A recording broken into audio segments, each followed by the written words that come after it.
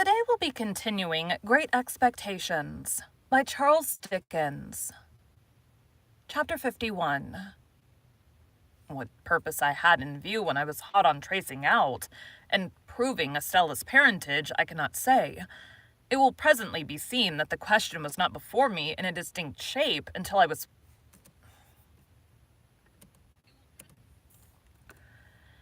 It will presently be seen that the question was not before me in a distinct shape until it was put before me by a wiser head than my own. But when Herbert and I had held our momentous conversation, I was seized with a feverish conviction that I ought to hunt the matter down, that I ought not to let it rest, but that I ought to see Mr. Jaggers and come at the bare truth. I really do not know whether I felt that I did this for Estella's sake, or whether I was glad to transfer to the man in whose preservation I was so much concerned some rays of the romantic interest that had so long surrounded me. Perhaps the latter possibility may be the nearer to the truth. Anyway, I could scarcely be withheld from going out to Gerrard Street that night. Herbert's representations that if I did, I should probably be laid up and stricken useless, when our fugitive safety would depend upon me, alone restrained my impatience, on the understanding, again and again reiterated, that come what would, I was to go to Mr. Jaggers tomorrow. I at length submitted to keep quiet, and to have my hurts looked after, and to stay at home. Early next morning we went out together, and at the corner of Giltspur Street by Smithfield, I left Herbert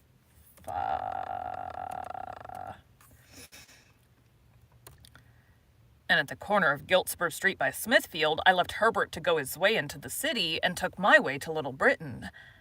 There were periodical occasions when Mr. Jaggers and Wemmick went over the office accounts, and checked off the vouchers, and put all things straight.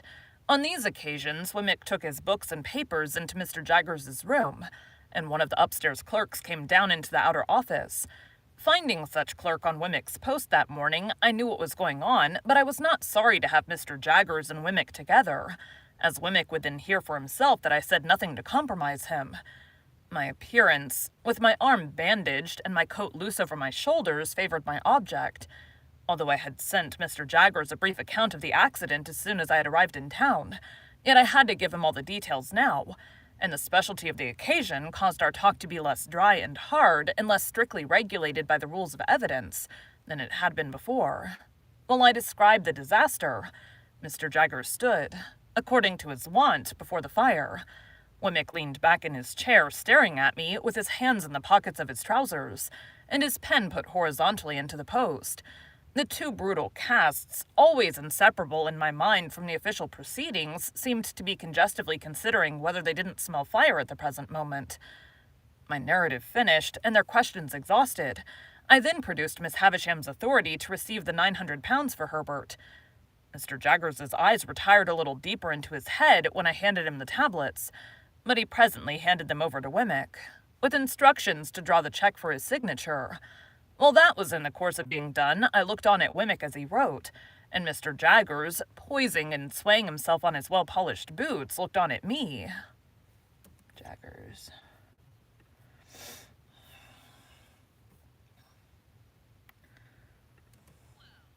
Well, looked on at me. I am sorry, Pip, said he, as I put the cheque in my pocket when he had signed it, that we do nothing for you. Miss Havisham was good enough to ask me, I returned, whether she could do nothing for me, and I told her no. Everybody should know his own business, said Mr. Jaggers, and I saw Wemmick's lips form the words portable property. I should not have told her no, if I had been you, said Mr. Jaggers, that every man ought to know his own business best.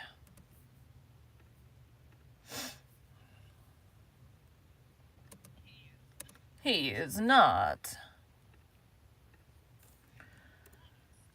Every man's business, said Wemmick rather reproachfully towards me, is portable property. As I thought the time was now come for pursuing the theme I had at heart, I said, turning on Mr. Jaggers, I did ask something of Miss Havisham, however, sir. I asked her to give me some information relative to her adopted daughter, and she gave me all she possessed. "Did she?" said Mr. Jaggers, bending forward to look at his boots and then straightening himself. "I don't think I should have done so if I had been Miss Havisham, but she ought to know her own business best. I know more of the history of Miss Havisham's adopted child than Miss Havisham herself does, sir. I know her mother." Mr. Jaggers looked at me inquiringly and repeated, "Mother?" "I've seen her mother within these 3 days." "Yes," said Mr. Jaggers, "and so have you, sir. And you have seen her still more recently." "Yes," said Mr. Jaggers. "Perhaps I know more of Estella's history than even you do," said I. "I know her father, too." A certain stop that Mr. Jaggers came to in his manner.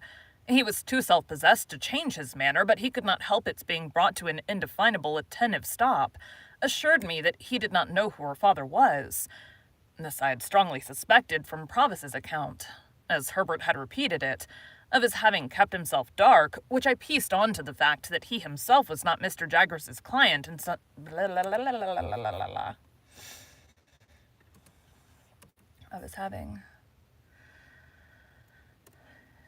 of his having kept himself dark, which I pieced on to the fact that he himself was not Mr. Jaggers's client until some 4 years later, and when he could have no reason for claiming his identity. But I could not be sure of this unconsciousness on Mr. Jaggers's part before, though I was quite sure of it now. "So you know the young lady's father, Pip?" said Mr. Jaggers. "Yes," I replied, "and his name is Provis, from New South Wales." Even Mr. Jaggers started when I said those words. It was the slightest start that could escape a man, the most carefully repressed and the sooner checked. But he did start, though he made it a part of the action of taking out his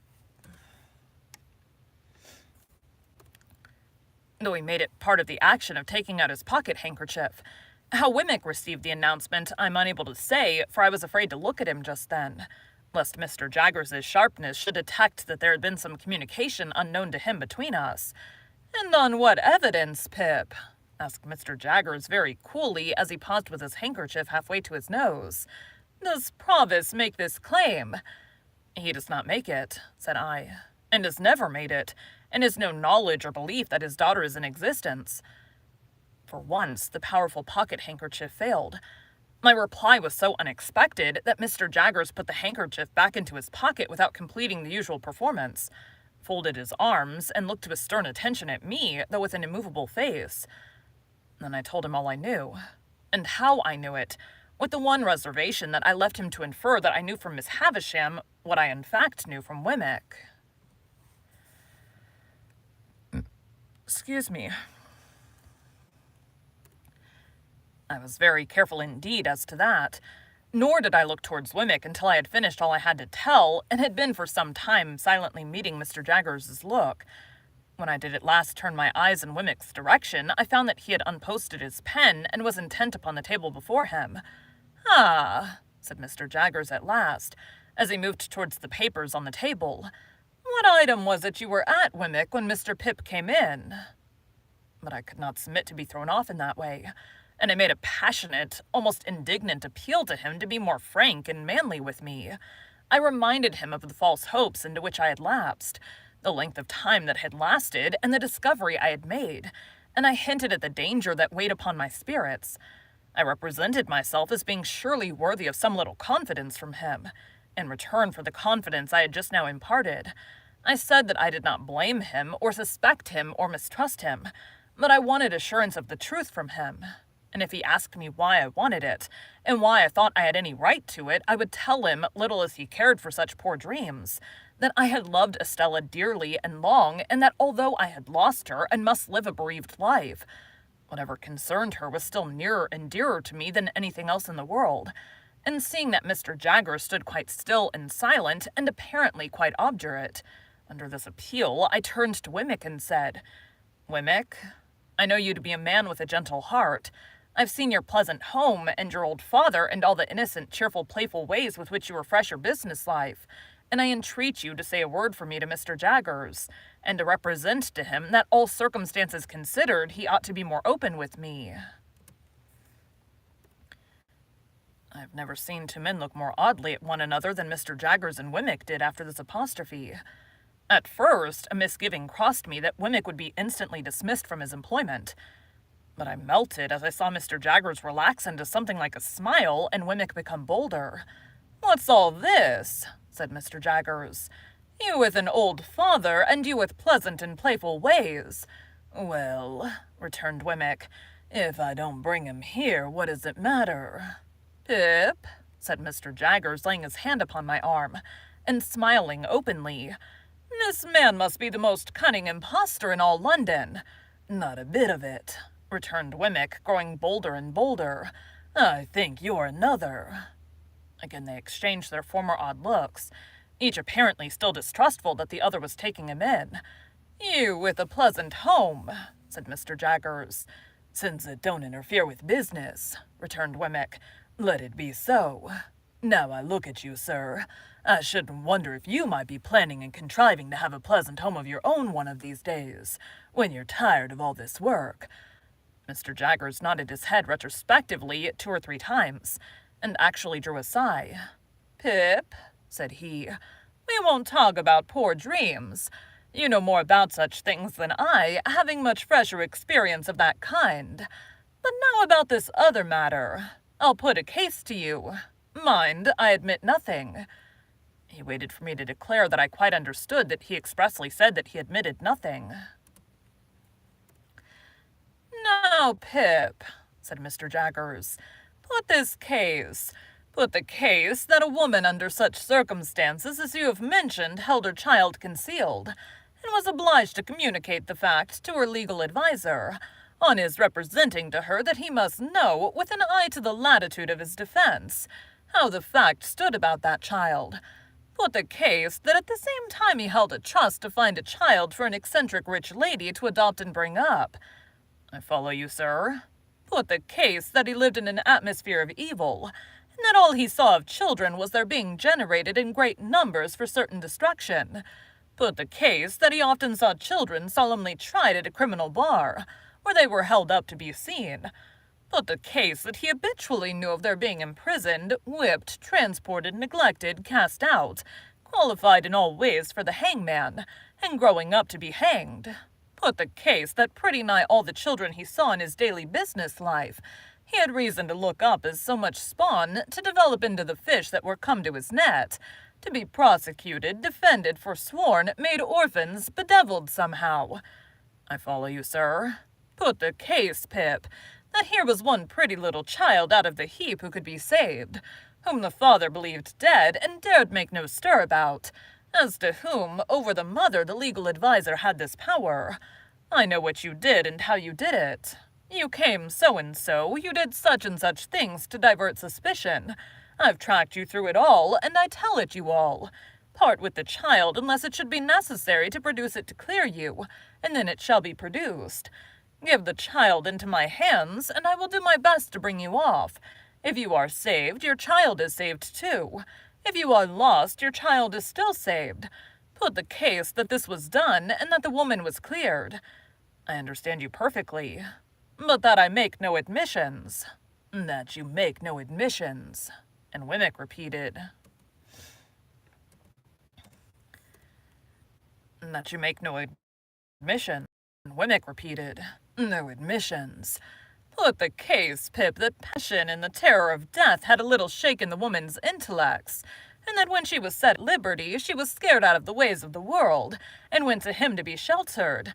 Put the case that he took her in, and that he kept down the old, wild, violent nature whenever he saw an inkling of its breaking out, by asserting his power over her in the old way.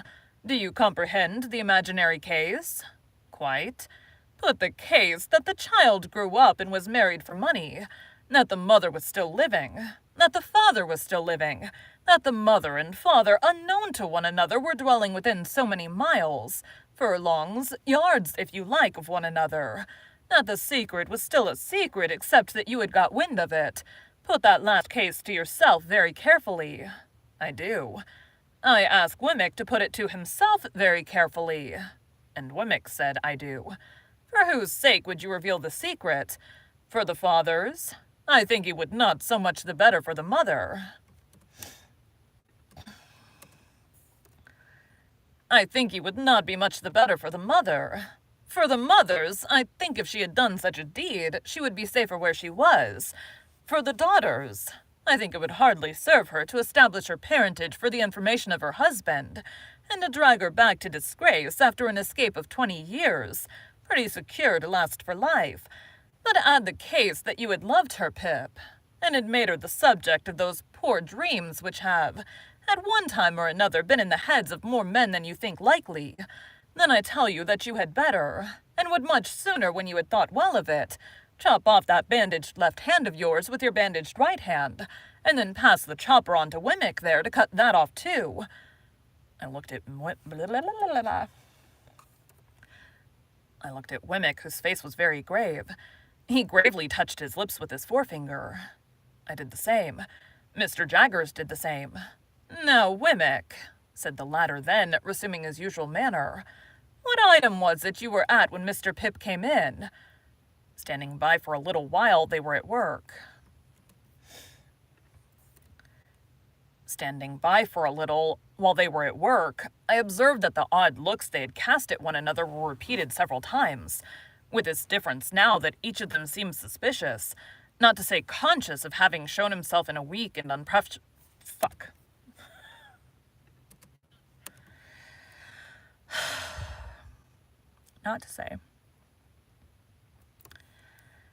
to say conscious of having shown himself in a weak and unprofessional light to the other.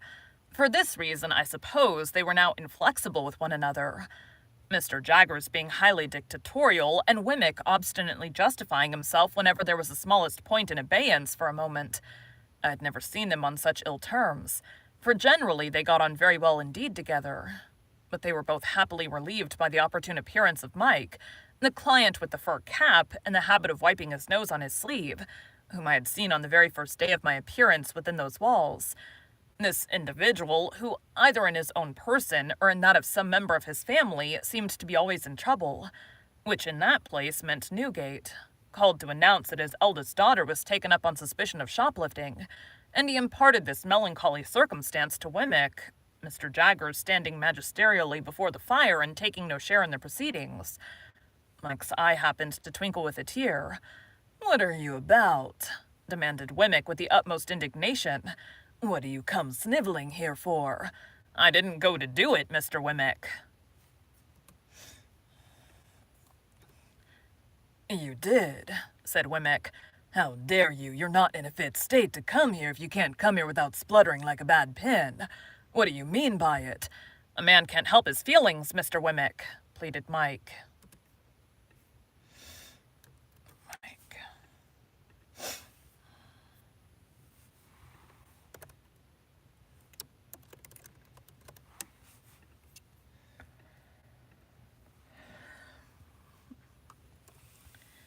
"Is what?"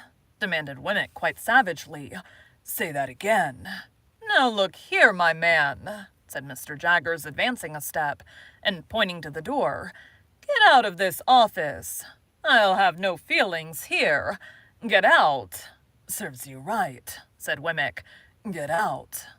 So the unfortunate Mike very humbly withdrew, and Mr. Jaggers and Wemmick appeared to have re-established their good understanding and went to work again with an air of refreshment upon them, as if they had just had lunch.